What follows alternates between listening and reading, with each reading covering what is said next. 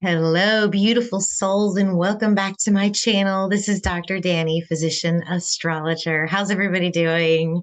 I'm in a great mood today. I thought I'd throw up a video for you guys. There is some tremendous energy with the Sun and Mars conjunct. They're actually approaching one another right now, and on the 18th of November, they're going to perfect and begin to separate. And all this energy takes place as they're drifting through Libra and into Scorpio. They do make some interesting transits with some of the other planets, like with Neptune, with Pluto, with Venus, and all the other ones. So, what I thought I'd do is I'm just going to throw up a Prometheus time map and go through these energies with you. So, let me share my screen. I feel a little all over the place today. So, if I ramble, I'm so sorry.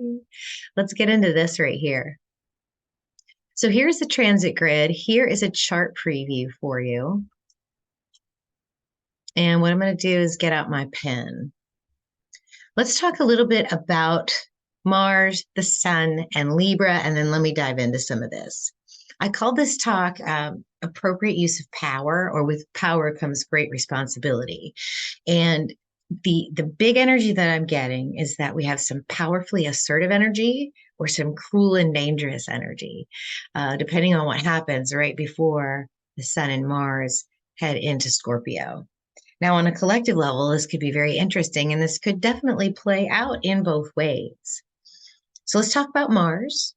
Mars achieves enlightenment by carrying out the divine will. So, whatever the will of God is, he's often associated with the Archangel Michael, coming down and performing what it is that God wants him to do. But just in a spiritual sense, it kind of makes sense because any action that you do that's truly aligned with your authentic self is the will of the divine, of your higher self.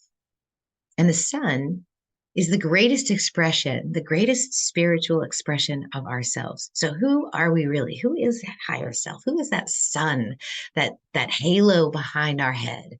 You know, all those Renaissance paintings with the angels having a halo behind our head. That's our sun. Okay? So that's our highest spiritual expression. And this, I feel like this gives us a very powerful energy for committed action, for being extremely connected to our higher self energy. And how we use this energy, because it's ours to use, it's our free will, is entirely up to us. So is it going to be assertive and for the good of all, or is it going to be cruel and dangerous? Well, that all depends on how Libra plays out for you. Okay. All this magic is going to happen in the constellation of Libra. And what is Libra? Libra is the scales. It's the hall of justice, the hall of two truths, the Egyptian Ma'at, which is the divine cosmos and creation, and the sun between two worlds, the SON and the SUN. It's where the heart is weighed against the feather once you pass from this realm into the next. And why would you say a heart is lighter than a feather? Well, heart, you think of energy, you think of emotional energy. So whatever's weighing your heart down is what is making it heavier and heavier and heavier. And the warning is not to pass from this realm into the next with this emotional weight on your heart.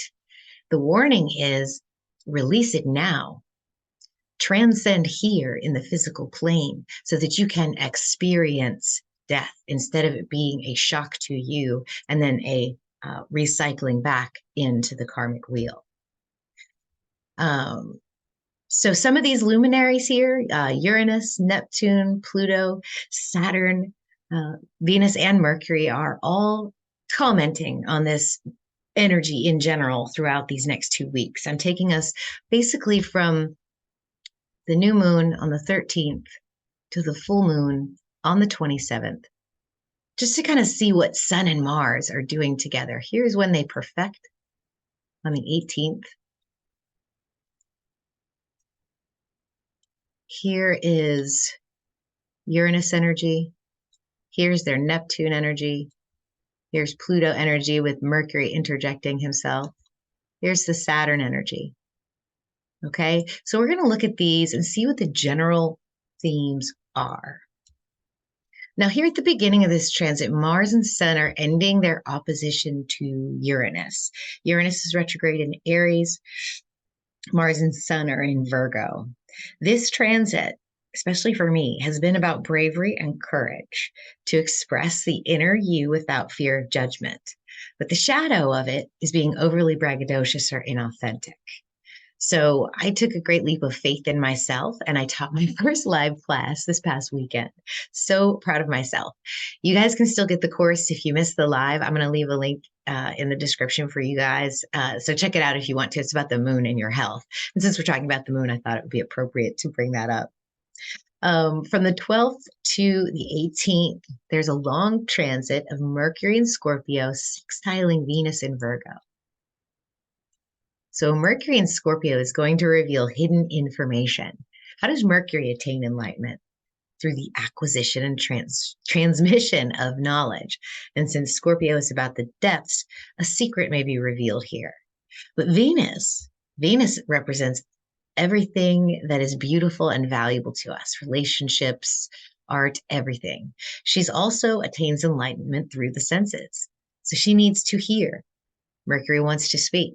So there's going to be a speaking hearing of hidden information here. It's an opportunity to share hidden information where the repercussions of what you might have thought happened are not going to be so bad. So in other words, if there's something weighing in your heart, a confession, so to speak, that needs to happen, this energy is beautiful for that. This whole next week, right after the new moon. Confess, say what you need to say, because it's going to work out a lot better than you think, especially if you do this right before the conjunction. Because Sun and Mars are now going to trine on Neptune. So what's Neptune's enlightenment? Well, it's limitless. It is an opportunity to achieve everything that is possible. And in Pisces, it's about universal love and oneness. Okay. So the sky's the limit energy is what I feel here. So if that confession comes forth, especially before the conjunction perfects, then your heart will be so light that you can see there's an opportunity, that there are endless opportunities for you. And whichever action you choose will be for you. It'll be for your free will, for the greater good. You still have the opportunity to make their own choices, but this power that's coming to you with this Sun Mars combination really gives you an unlimited potential. So the sky's the limit here. Mars and Sun are also going to sextile Pluto right after the conjunction perfects here and here. How does Pluto attain enlightenment? Well, Pluto does this through transformation and purification. So, while you think purification and transformation might be a good thing, some things need to be let go of. And so there will be an ease of action to let go of things that are not working, to let go of energies that are considered unhelpful or dangerous. All these energies here are available to you. So this is a very powerful energy to have the Sun and Mars, like we just talked about, this powerful, powerful energy of action, conjuncting in perfection, and then sextiling on Pluto, which is very, very powerful and healing. This is just incredible energy here. So we can use this for the greater good, especially so Mercury's going to trine on Chiron. Mercury's going to be in Ophiuchus by now. And Ophiuchus is the center of our galaxy. Ophiuchus is ascension energy. Ophiuchus is the next realm. It's the next dimension where we want to go. To have a Mercury there transmitting and receiving the information of the divine while Mars and Sun are still so close together in a sextile with, or in a trine with Chiron, while they're in a sextile to Pluto, this can be powerful, powerful healing, or it can be powerful wounding. That's the caveat with Chiron. It's not always nice. Even though it's a trine, whatever we pick, the wounds or the healing is the choice. And Sun Mars are still in Libra. So we still have a scale here to balance, do we not? So which one is heavier? The heart or the feather? Heart or feather? Okay. So, but Chiron's going to bring up both of those things. Chiron resists enlightenment, you guys. He always wants to be wounded. He's always wounded. It's always going to be there. It's always going to be that nagging pain in the back of your neck, or the stiff fingers. It's always something to remind you that you're human and that you can be hurt. But we're not perfect, and that's okay. We just have to recognize that we have these things weighing our hearts down. So if we can heal from them and let them go, can our hearts be lighter than a feather before our time to leave this dense and 3D realm? So Chiron, being in Pisces, reflects the collective wounds, which is disconnection from spirit. So I think a connection from spirit is key here to create this healing energy. So if you're not, it might be better to get right with the higher self, get right with the healing, begin the forgiveness, because this can be so powerful with Pluto involved, a transformation like you've never seen. Let's see, where are we? So yeah, and I also think it plays back in, since Mercury's involved here with Chiron, I think it plays back to his first contact here with Venus.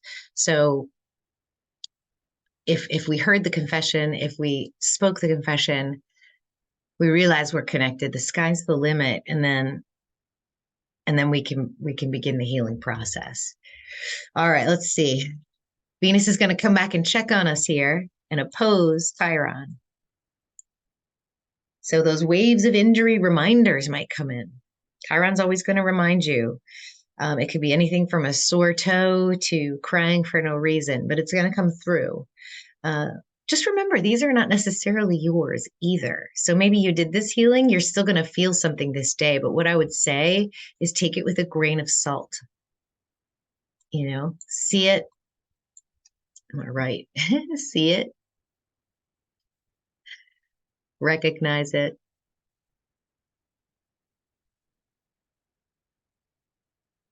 And then, what did I say? Alchemize and transmute it. Yes. Alchemize and transmute. Those of you that go with the flow are going to feel all of this anyway. This is going to be an amazing 2 weeks. A lot of opportunity for both polarities, good and bad. I like the good though. Here's where I think it all culminates. Saturn's going to come right after that. Both Sun and Mars are going to square on Saturn right after Venus and Chiron are opposing each other. So if we did this work, if we connected to the divine, if all this is flowing the way it's supposed to, then Saturn can leave you alone. Saturn's the lesson bringer. So if there's a lesson to be learned here, if you missed it, or if it's something that's going to blindside you, it's going to be right here between the 22nd and the 27th, right before that full moon. Saturn attains enlightenment, though, guys, by realizing that the beasts and the beauties of the outer world are actually himself. This is literally how Saturn evolves. He's transiting through his traditional sign of Aquarius and is now direct also.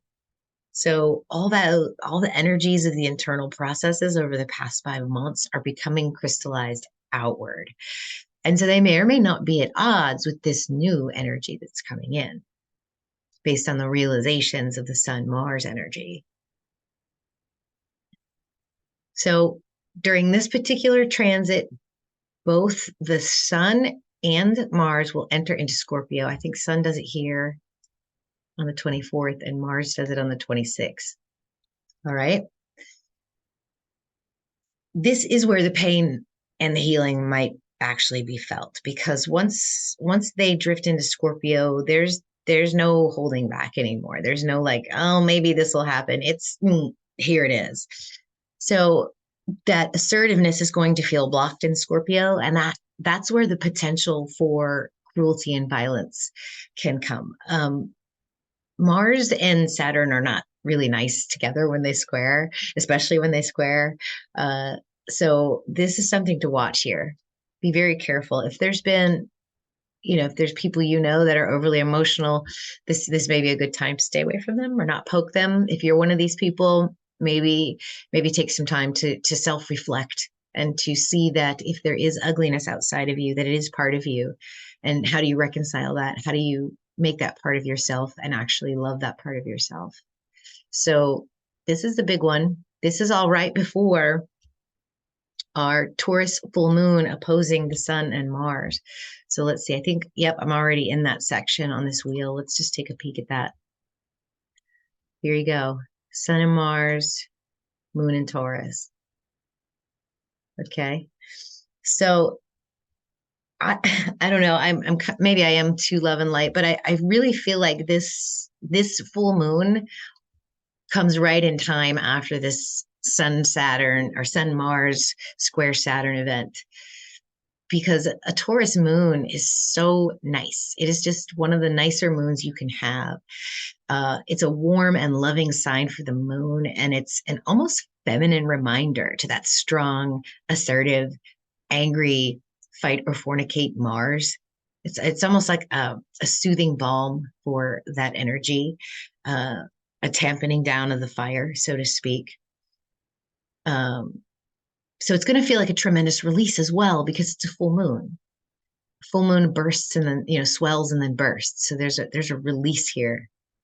It's almost palpable. When I look at this energy, I just feel it. It's like something just pops as soon as the moon passes through this energy here, opposing Sun Mars. So, and then the final thing I wanted to talk about is this Mercury squaring onto Neptune, because that is going to happen right at the full moon. So here we have this release, this burst of energy in soothing Taurus. So if you're holding anything back here, it's released here. It might not be so bad either. Is Mercury squaring on Neptune. Mercury's still in Ophiuchus here, and actually conjunct the galactic center. So right there in the Milky Way center is the channel of the divine, square on retrograde Neptune and Pisces. So I feel like this more practically is going to lead to maybe some alarming dreams, like revelations in dreams, maybe visits from angels in dreams, but not with good news, or sort of showing you another path you didn't expect. I'm not sure how that it's exactly going to play out, but I do feel like it's going to be disturbing dreams, maybe not nightmares, but disturbing messages in dreams. Or maybe even in the media that we watch. Disturbing messages in dreams and media. We're going to wonder if are we watching a movie? Just came to me. So are we watching a movie? I don't know. This is an interesting transit. There's some good energy here that's available to us. It's going to be hard to tap into it. We have to take the higher road. We have to realize how powerful we actually are.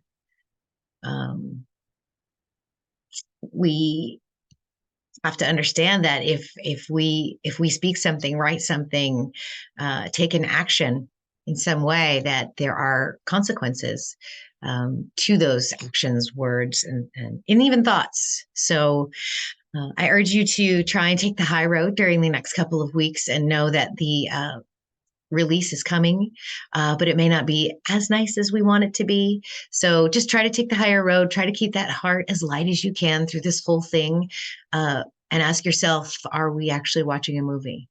We might be. So, all right, yeah, and so that'll end with a full moon. I'll have a more detailed video on that in a couple of weeks. One thing I just wanted to announce real quick before I let you go is it never occurred to me to create a natal chart reading on my website for you guys. Of course, I've always had that, but I never did put it on there. So I did add that to my website. So if y'all want to just start with a basic chart reading, we don't have to go fancy with Venus or get into progressive moon. You just want to know all your planetary placements and what the aspects mean with from a 13 sky, cosmologically aligned perspective. I can do that for you. And I'll also leave that link in this video. So if you found that informative and helpful, please give me a thumbs up. If you're not subscribed, please subscribe. And remember, with great power comes great responsibility. Namaste. I love y'all.